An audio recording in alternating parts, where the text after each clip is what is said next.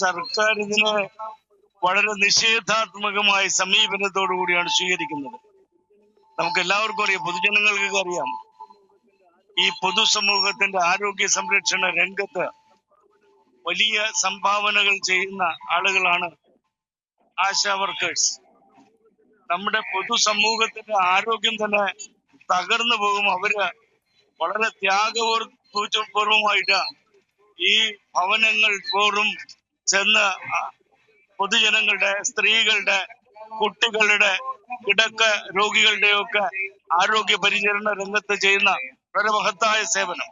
ആ സേവനം സംബന്ധിച്ച് പൊതുജനങ്ങൾക്ക് നല്ല ബോധ്യമുണ്ട്.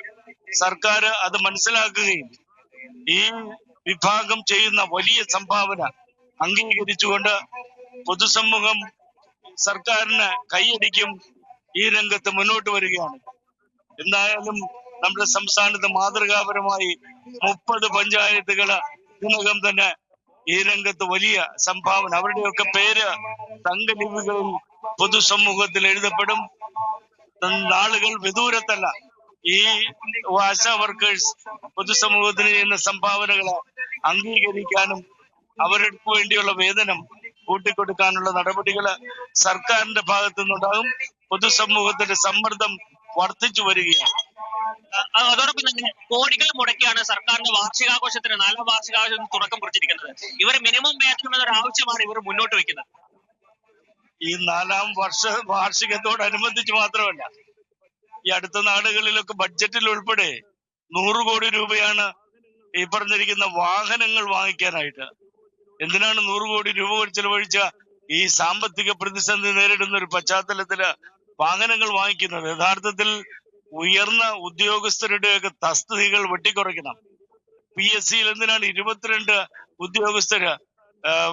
രാജസ്ഥാൻ, ഉത്തർപ്രദേശ് പോലുള്ള സ്ഥലത്ത് 10-ന് താഴെ അംഗങ്ങളാണ് ഈ PSCയിലുള്ളത്.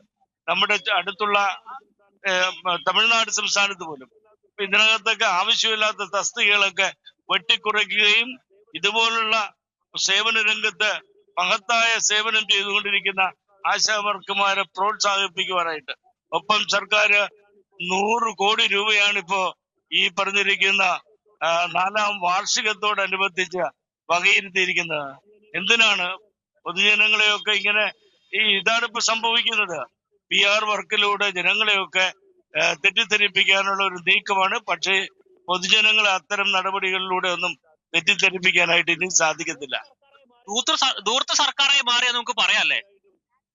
തീർച്ചയായിട്ടും പല രംഗത്തും നടക്കുന്ന അമിതമായ ചെലവുകൾ, സർക്കാർ ഓഫീസുകൾ, മുഖ്യമന്ത്രിയുടെ ഉൾപ്പെടെയുള്ള ഓഫീസുകൾ, മുഖ്യമന്ത്രിയുടെ റെസിഡൻസ്, ഇതുപോലുള്ള സ്ഥലത്തൊക്കെ ഈ അടുത്ത കാലത്ത് നടത്തിയ അമിതമായ ചെലവുകളെ കുറിച്ചുള്ള വാർത്തകൾ പൊതുസമൂഹം കേട്ടിട്ടുണ്ട്.